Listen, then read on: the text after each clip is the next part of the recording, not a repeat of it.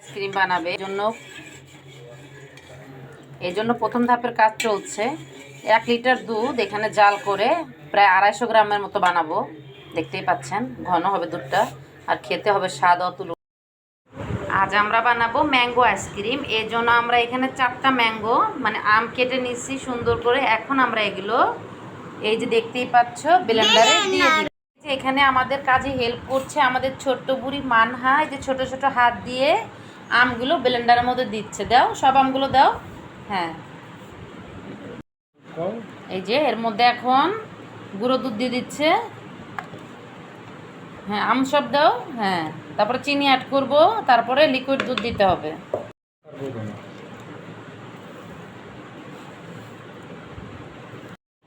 এই যে আমগুলো ব্লেন্ডার করা হয়ে গেছে। এখন আমরা দুধ দেব, দুধ দিয়ে আমটাকে আবার ব্লেন্ডার করব। দেখছো কি দারুণ একটা কালার আসছে, একেবারে সুন্দর থলথলে একটা গ্রেভি ভাব আসছে।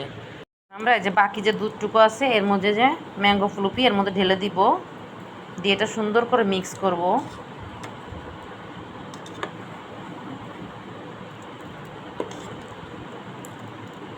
দেখতেই পাচ্ছ খুব সুন্দর একটা কালার। এই তো আমাদের আইসক্রিম সেট করা শেষ। এখন এটা ডিপ ফ্রিজে রাখবো, রেখে তারপর তোমাদেরকে দেখাবো কেমন হয়।